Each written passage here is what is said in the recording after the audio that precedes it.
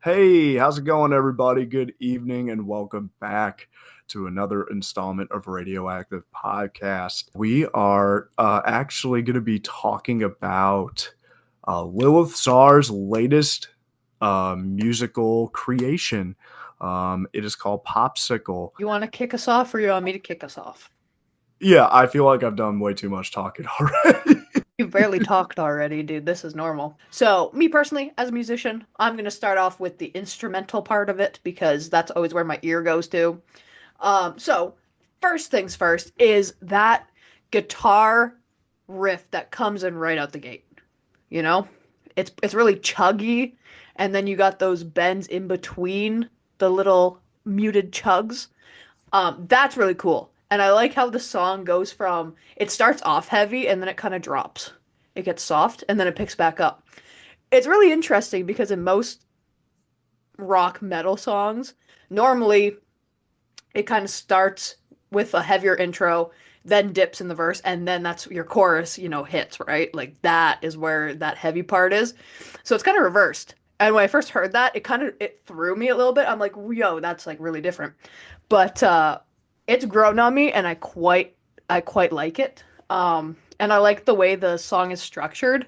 It's a little different. It's not your basic flow from a verse to a chorus. It's like it's different than most songs, and I really like that because Lilith isn't scared to make things her own and make things different and go a little bit of a different path than what most people do, I should say. So I find that really cool. So I don't know if you have anything to add to the instrumental part of that. Yeah, no, in terms of instruments, I mean, instrumentally speaking, it's very well done. It actually kind of reminds me of, and I don't know if this is just because she's married to Andy, but it reminded me a lot of like a Black Veil song, or even like I just saw Beartooth last week, so that's why Beartooth is on the back burner a little bit. But when Caleb Shomo, he's a lead vocalist of Beartooth, but he's a jack of all trades. And when he gets up there and plays guitar, when I started listening to Popsicle by Lilith, I'm like, that kind of sounds like some shit that Caleb might do, like from Beartooth. It's very It's reminiscent of that. like the last riff. Is that song? I'm Yeah. thinking of, yeah. Yeah. Yep, No, I it's totally get it. killer, man. It's a really groovy sound, and it separates itself from everything else that she has ever done. And I like it when artists take a different direction. They try to do something outside of the box, and I find that Popsicle kind of encompasses that um, separation, right? Mm. That diversity in Well, everything that she's done. yeah, and it shows her versatility as an artist too, right?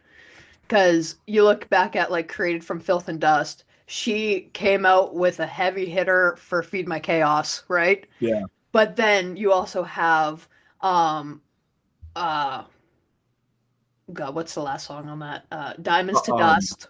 I'm gonna fact check myself. I'd have to get the album up as a point of Yep. reference. I'm But gonna I'm Lola gonna is a yeah. relatively slow song. Lola, it's a Lola, and relatively slow then song. and then Yeah, yeah, Diamonds to Dust is what I'm thinking of. Diamonds and So Diamonds to Dust, like you said, Lola, and even like her cover of Edge of 17, like she just shows that she can go Mm. from here, but she can also be here and everything in between. And it's really cool because a lot of artists, they like to just stay on that one path. Lilith ain't scared to do that shit, you know? No, it kind of fluctuates, and that's what I really appreciate about Creative from Filth and Dust. Like you have just kind of you have a mix of everything, right? You have some heavy hitters, you have some mellow tunes, you have something that's kind of in between um, that particular type of song. And then with Popsicle, I mean, yeah, you have like a very extravagant, very a very just overall different sound, and yet it is so appealing. It's not something that would turn somebody off.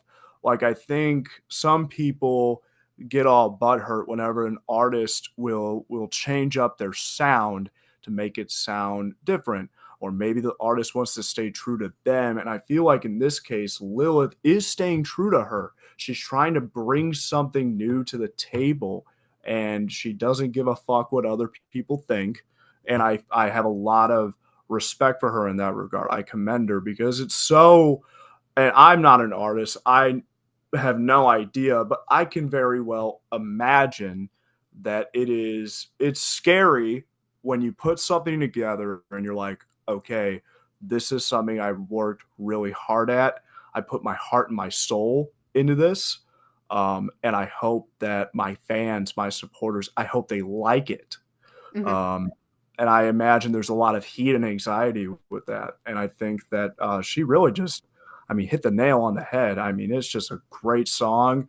The video, to go on a little tangent here, I, over the last 2 years, have done a lot of leisurely reading. Just, um, I used to, so I'm an English major, right? So I majored in English. So I studied countless poems, short stories, novels, literature, right?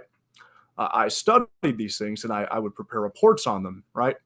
What it did too was it opened my mind to different ways of thinking, a lot of diversity, a lot of, again, just a lot of genres. And overall, the most important part, what I mentioned 10, 15 seconds ago, was just this idea that you're exposed to so many different ways of thinking. And I say all of that to say that um, the Banshee look and the Bride of Frankenstein look, that was something that appealed to me.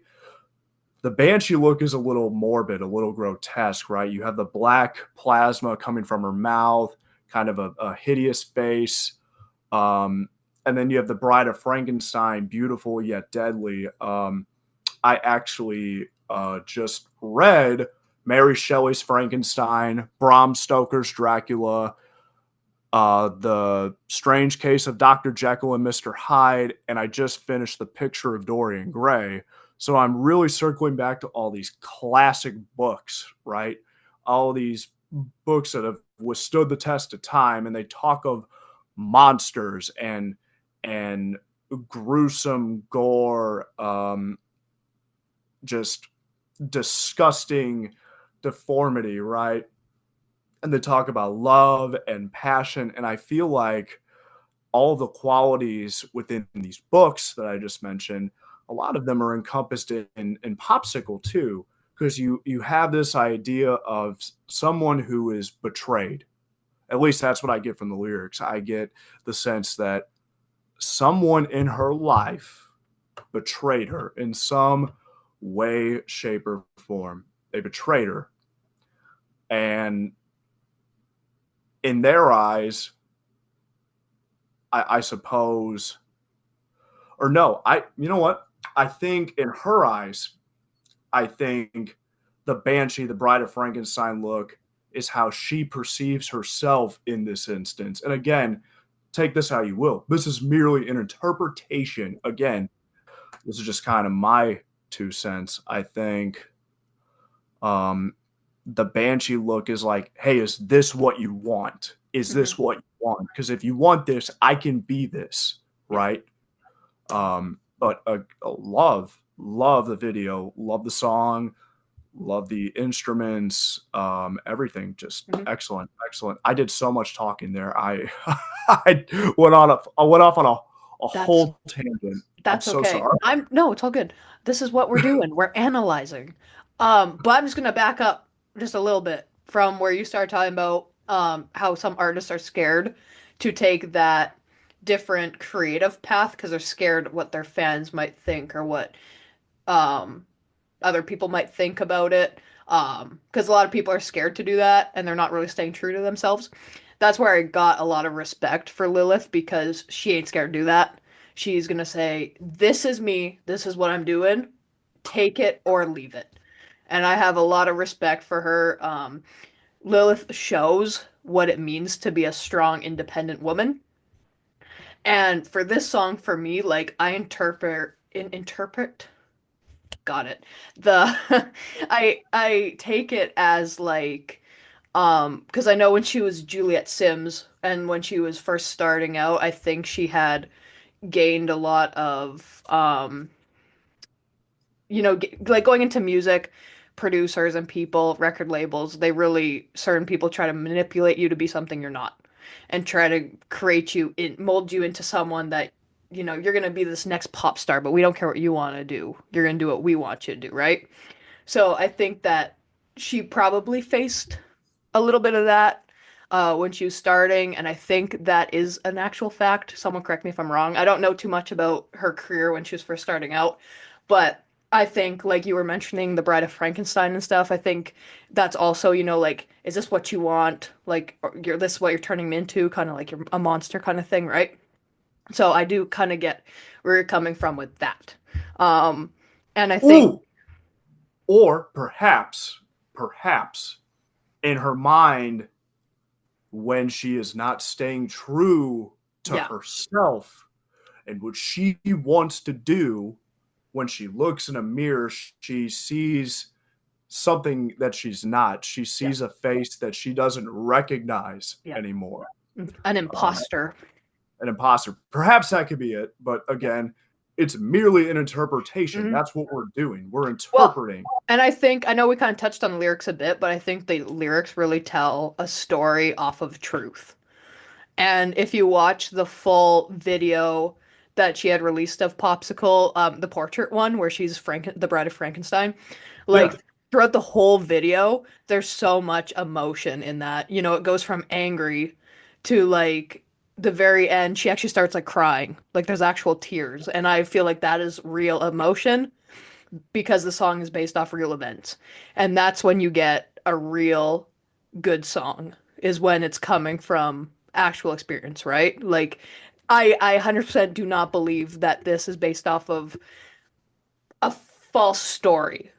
Like I think this is Fantasy. yeah, this is definitely coming from reality. To what extent of that, I don't know, but that's the beauty in music is you can just really write what you're feeling kind of thing. And she released the song independently, no label. So for her, that's really cool because there's no restrictions on what she wants to say or how she wants to produce the song and make it sound. Like I just feel like Lilith, with all of her songs, like she can put so much emotion and reality into her songs, and she just really knows how to get that message across fast. Like you know what's happening like right out the gate. And not a lot of people, not necessarily not a lot of people, but it's hard to gain that skill to be able to do that like right out the gate, right? Like you're telling a full story, you have 3.5 minutes in a song, right?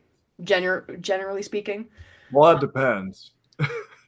If you're Uh, like Metallica or yeah. Iron Maiden or some shit like that, you can Yeah, go I on ain't for talking like like 8, 9 minute songs. I'm talking generically, you got a 3.5, 4 minute to right, to get people to know who right. you are, what you're about, and what your story is, right? And I feel like Lilith, even you go back to Created from Filth and Dust, I feel like right out the gate with that intro poem, you know the feel of that album.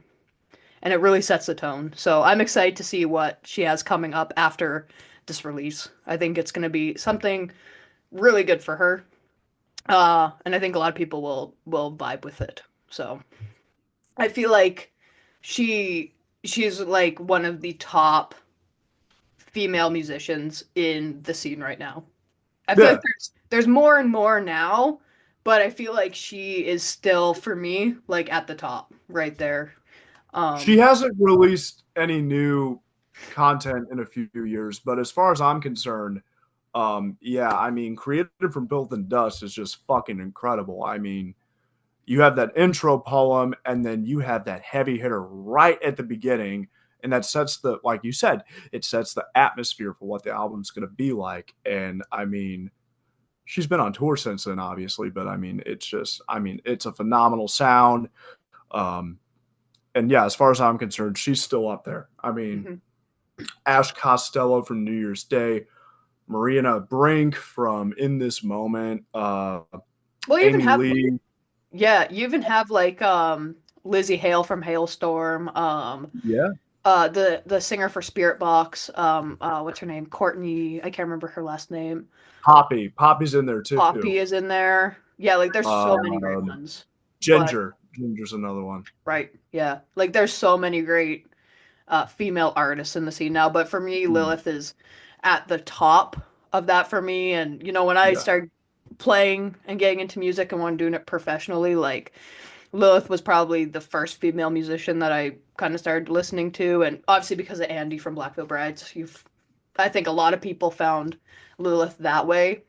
But like I said, Lilith she knows what it means to be a strong and independent woman and how to stay true to her values and like know her worth and not settle for less. And like for me, she's been a big role model to me in that sense. And I've been lucky enough to talk to her, and she always gives really good advice and everything. So for me, a little tangent, but to like out of anyone that I would ever want to work with as a session musician, Lilith is on the very top of that list.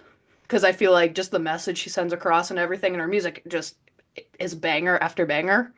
So like, I feel like that would just Yeah, be. there's not a bad song out there that she's ever done. Mhm.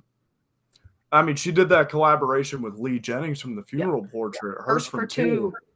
two. That's a great song Yeah, too. I mean, she just brings that raspy, that grunge esque, like almost almost Kurt Cobain sounding yes.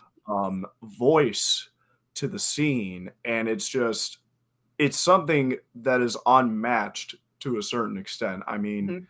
it There's no it, one else it that's doing it, you know? It's such no, a unique sound, and it's great. yeah. To wrap things up here, we're gonna say Lilith Czar is awesome. Her new song Popsicle is sick. The video I feel like sends a really strong message. And I'm really excited to see what else she has coming out here in the future. So Lilith, I don't know if you see this, but If you rock do, on. Yeah, if rock you on, do, rock keep it on going. and rock on, keep it going, and come on Radioactive. Come That's back on all the I gotta show, say. please. I would love to meet you. I've been waiting 3 years to meet you. I would love to get to know you better. I really would. Um, you've always been super nice when we've interacted on social media, and your band fucking rocks. I love Evan, Lindsay, Justice. I mean, they're all really talented Oh, people. they're Really, cool cats. They're so cool. very nice. They're all Yeah. awesome. We're really excited to see what Lilith has coming out here. And anyone watching this, let us know what you think of our newest single, Popsicle. We obviously think it's pretty rad, so let us know what you think.